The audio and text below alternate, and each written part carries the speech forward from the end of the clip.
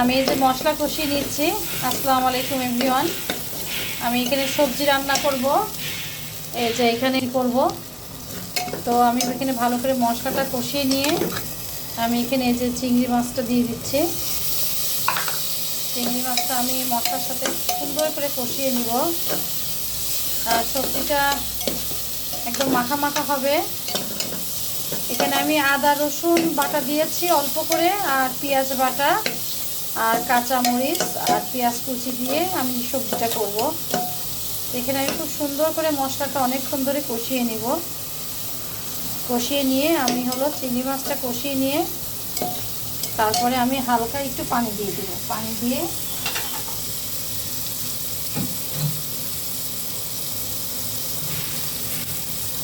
আমি একটু পানি দিয়ে দেব, অল্প পানি কষানোর মতো।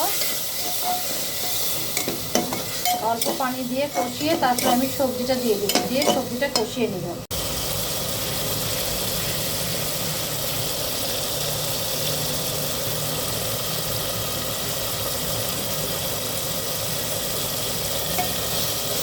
আমি মাছটা সুন্দর করে কষিয়ে নিচ্ছি। আমি ছোটো মাছটা, এর জন্য আমি মাছটা সুন্দর করে আমি কষিয়ে নিচ্ছি।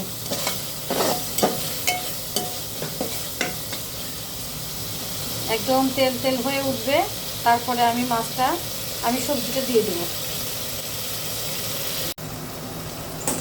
এই যে সবজি, এখানে পটল আছে আর কচু, আর এই যে আলু দিয়েছি কিছু, নতুন আলু পটল আর কচু দিয়ে, ছোট চিংড়ি মাছ দিয়ে আমি সবজিটা করে নিব।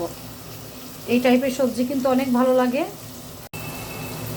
এই যে সবজি একদম মাছ, ছোট চিংড়ি মাছ দিয়ে মাখা মাখা করে, এই টাইপের সবজি কিন্তু অনেক ভালো লাগে একসাথে রান্না করলে।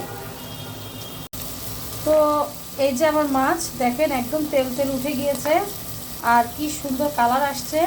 এখন আমি এই যে সবজিটা মাছের মধ্যে দিয়ে দেব,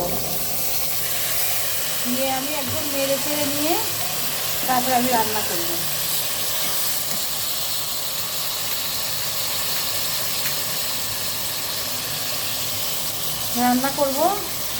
সুন্দর করে নেড়ে চেড়ে নিয়ে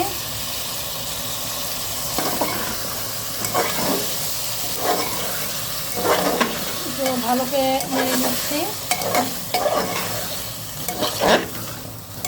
কষিয়ে নিব আমি। আর আলু টালু সমস্ত কিছু দেওয়া হয়ে গেছে। আমি এখানে কাঁচামরিচটাই বেশি দিয়েছি। আর ছোটো চিংড়ি মাছের সাথে খুব ভালো লাগবে।